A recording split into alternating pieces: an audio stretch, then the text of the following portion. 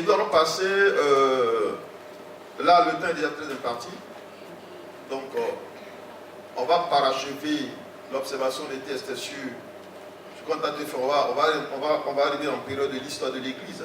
On n'a pas fini le point D. Le point D? Quatrième point. Oui, on va s'arrêter là. On s'arrête à la poésie. Oui, à la poésie. On va s'arrêter à la poésie. On était sur la poésie, non, n'est-ce pas? Oui. Voilà, on va s'arrêter à la poésie. On n'aura pas les 4 formes alors. Non, la dernière forme, la poésie c'était la troisième forme, non? Oui. Ouais, bah, il faut bien l'expliquer quand même, non? Oui. Et on va finir la forme prophétique le week-end prochain. Et on fera la conclusion. Ok? Oui. On va essayer de voir un peu le support de l'histoire de l'Église. Parce que la semaine dernière, on n'a pas pu vraiment le faire. Là, il nous reste un peu de temps. On va essayer de voir ça et puis voir l'évangile aussi. On va boucler quand même la semaine 4 là. La semaine 3, pardon. On va essayer d'avancer un peu. Sinon, on risque de ne pas finir notre programme au compte temps. On a beaucoup de choses à voir.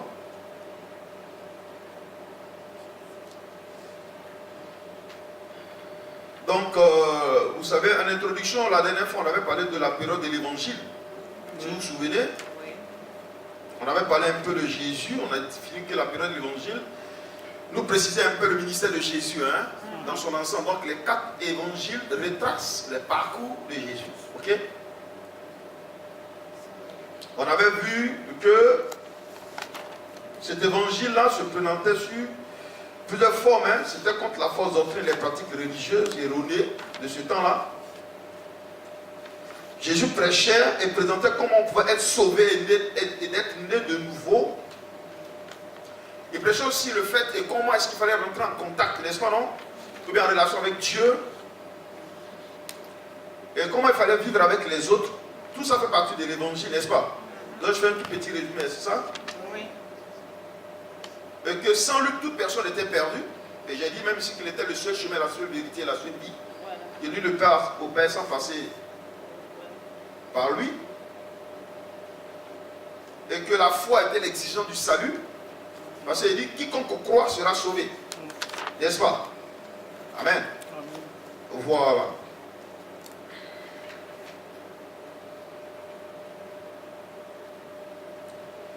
Nous voyons aussi que dans l'évangile, on avait ce qu'on appelle l'ordre missionnaire. Donc on avait d'abord son ministère, ensuite l'ordre missionnaire qui était donné au travers de son ministère, hein, qui devait être accompli dans la puissance et par la puissance du Saint-Esprit. Amen. Amen. Après, surtout après son ascension, parce que le but de l'évangile, c'était d'abord créer les conditions, la base. Hein? C'est la matière qui devait me servir, hein, pour accomplir la mission. Hein? Quand on parle de mission, on dit, il déclare dans sa parole que vous serez mes témoins à Jérusalem, en Judée, en Samarie et aux extrémités de la terre. Donc la mission définit 4 points chauds, n'est-ce pas? Donc on a Jérusalem, hein? Voilà, on a Judée, on a Samarie et on a les extrémités de la terre. Et nous arriverons, lorsqu'on va essayer d'avancer un peu plus, on va étudier quoi? Jérusalem. Parce que là aussi c'est une image, comme nous venons tout à l'heure de voir dans les différentes, comment on appelle ça même, littérature, n'est-ce pas? Donc c'est un point imagé, donc Jérusalem est un point qui est imagé. Donc on a Jérusalem, on a Judée, ça veut dire Judée, qu'est-ce que ça veut dire Judée? Qu'est-ce que ça veut dire Samarie, n'est-ce pas? Quelle est la vérité centrale à l'intérieur de Samarie et quelle est la vérité centrale à l'intérieur aux extrémités de la terre. Donc l'évangile doit nous servir de matière, c'est-à-dire de moyen pour aller travailler dans ces différentes grandes parties de l'évangélisation. Ok. Donc la mission a 4 pôles, à 4 points où nous devons travailler. C'est-à-dire, comme je disais, 4 terres. Et sur ces 4 terres, nous devons faire quoi? Travailler. La première terre, c'est Jérusalem. Donc c'est une image. La deuxième terre, c'est Judée, c'est une image. La troisième terre, c'est Samarie, c'est une image. Et la quatrième terre, c'est extrémité de la terre, qui est aussi une image. Mais on doit utiliser la matière pour s'aimer sur ces 4 grandes terres. Ok? Voilà, c'est des terres qui nous a présenté sur lesquelles nous devons travailler. Et la matière, c'est l'évangile. Amen. Et l'évangile, c'est tout son ministère et tout ce qu'il est venu faire quoi? présenter. Amen. Amen.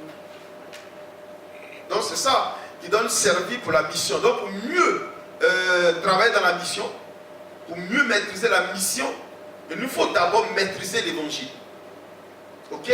Voilà, pour être efficace dans la mission, il faut d'abord maîtriser la matière. Et la matière, ce sont les 4 évangiles. Donc on a Matthieu, on a quoi? On a Marc, on a Luc et on a Jean. Et tout ça c'est Jésus. Amen. Donc il faut étudier son parcours, ce qu'il a fait, comment il a fait, n'est-ce pas non? Tous les éléments qu'il a laissés, hein? Tous les éléments qu'il nous a apportés, c'est tout ça qu'il faut rassembler, ok, pour exercer ou bien accomplir la mission sur ces 4 terres. Amen. Amen. Ok? Voilà. Donc il est important de maîtriser l'évangile. C'est pourquoi pour tout pasteur, à devenir, hein, l'étude de l'évangile est fondamentale. Si tu ne maîtrises pas l'évangile, c'est que tu n'as rien compris parce que ça serait un échec. Ok? Parce que c'est lui qui est venu et comment on appelle ça même, ouvrir les portes. C'est lui qui est venu initier, ouvrir. C'est lui donner la matière qu'il faudrait. Parce qu'on va à la mission, mais avec quoi? On va aller travailler, mais avec quoi? Ok? Voilà. Donc le modèle par excellence, c'est lui. Comment est-ce qu'il a fait? Comment est-ce qu'il a procédé? Qu'est-ce qu'il a utilisé? Les méthodes qu'il a utilisées, la manière de faire, toutes ces choses-là sont à l'intérieur de l'évangile. Ok?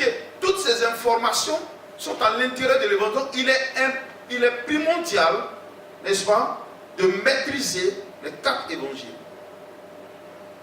Et pourquoi est-ce que les 4 évangiles? Et l'une des choses qu'il faut comprendre, c'est que les 4 évangiles présentent 4 images de la personnalité de qui? De Christ. Dans l'exercice et de sa fonction. Ok?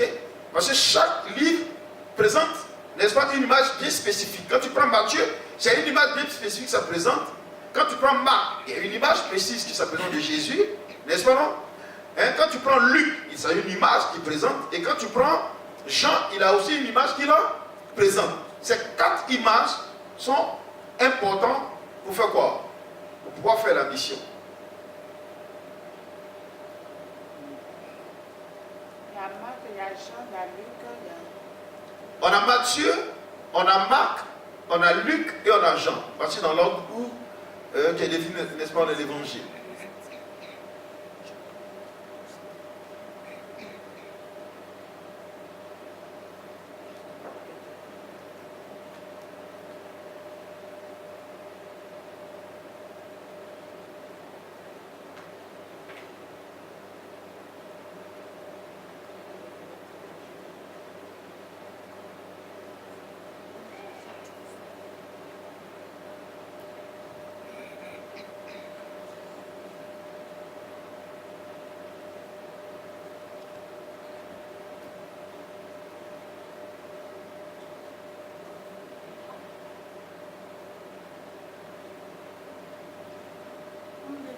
Vous avez dit ces 4 images-là représentaient quoi?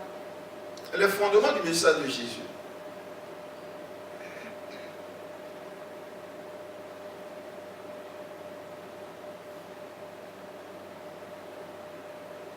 Donc comme je le disais, la période de l'évangile constitue le fondement de l'histoire de l'église, n'est-ce pas non? Hein? Donc toute l'histoire de l'église prend son fondement dans les 4 évangiles. C'est de là que les disciples ont pris matière pour travailler.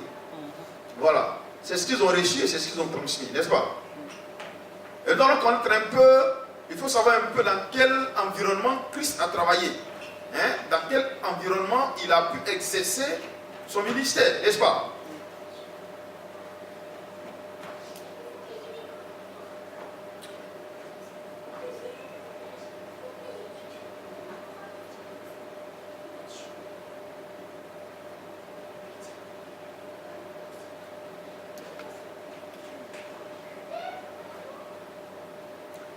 Donc cette région dans laquelle Jésus a évolué, n'est-ce pas, 62 ans avant Jésus-Christ était dirigé, n'est-ce pas non, militairement et politiquement par Rome, qui était l'empire en ce moment. Ok?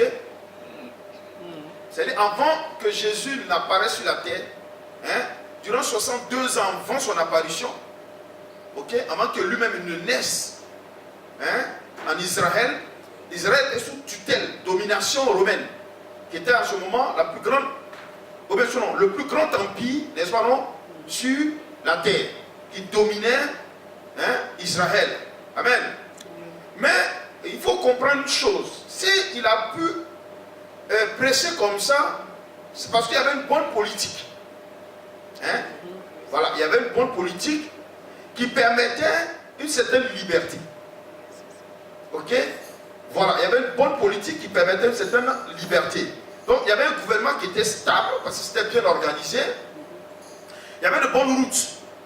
Mais il faut tout prendre en compte. Il y avait de bonnes routes, c'est-à-dire qu'il y avait de bons tracés de routes. Ils utilisaient ce qu'on appelle des pierres pour faire les routes. C'est pas comme aujourd'hui, nous on a du bitume, n'est-ce pas? Mais eux, ils avaient de bonnes routes. Des pierres qu'ils prenaient pour marquer les terres, des tracés de terre qui permettaient aussi de faire quoi? De permettre à beaucoup de choses de pouvoir quoi? Et voyager, rouler dessus comme des calèches, des chevaux, ok? Donc, en son temps, il y avait de bonnes routes, ok?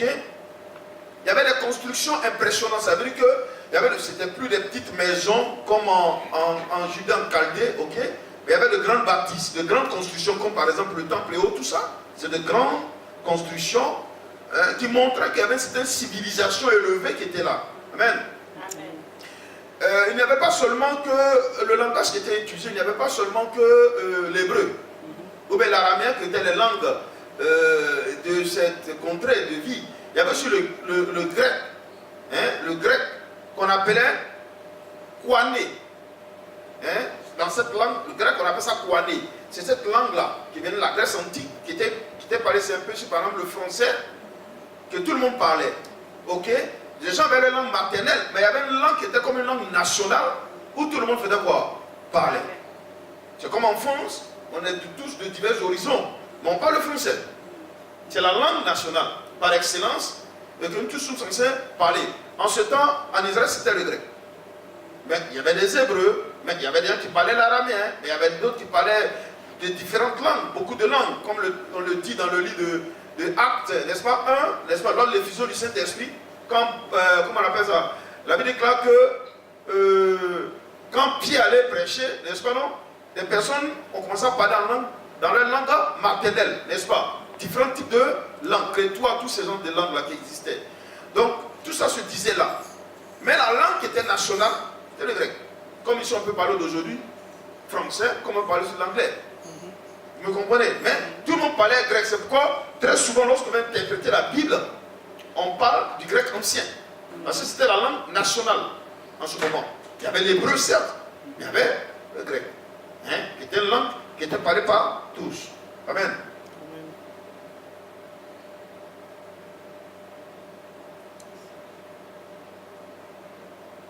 Donc, comme je disais, là-bas, en ce temps, on jouissait d'une certaine liberté culturelle.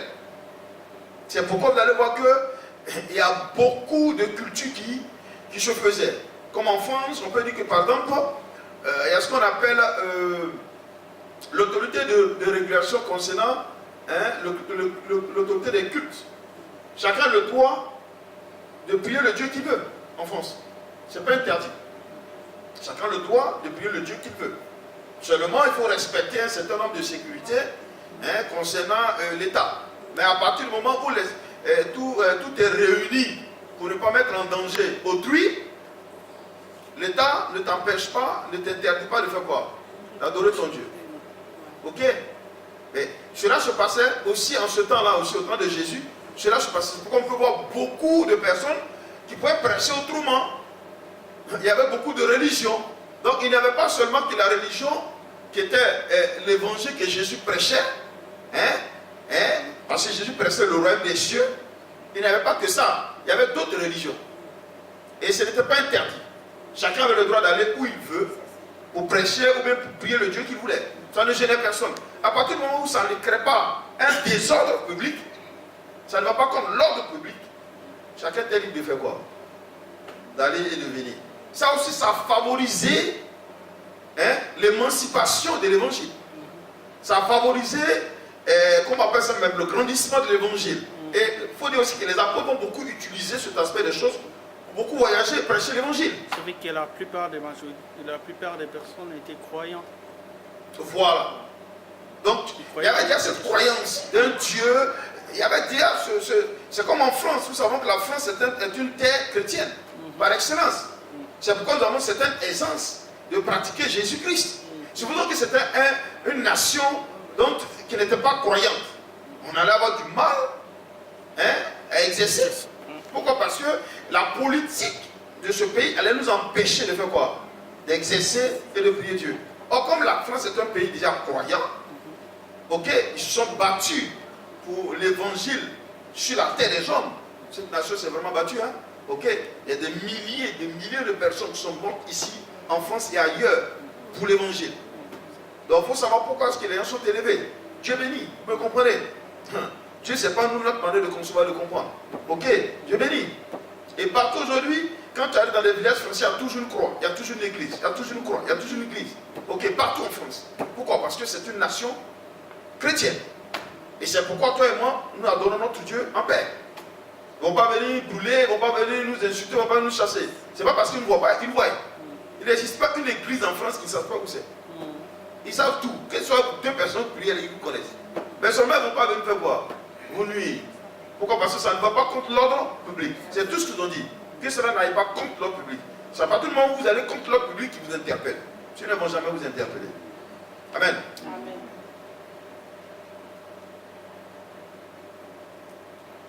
Voilà. C'est ce que c'est ce que je disais tout à l'heure. La société, c'est une société polythéiste. C'est-à-dire que c'est une société où on adore plusieurs dieux. Chacun est polythéiste. Chacun est libre d'adorer son Dieu. C'est ça, dans cette période où Christ a commencé son ministère.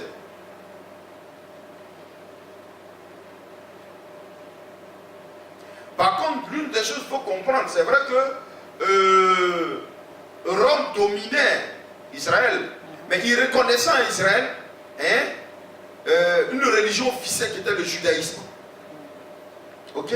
C'est-à-dire que ce peuple-là,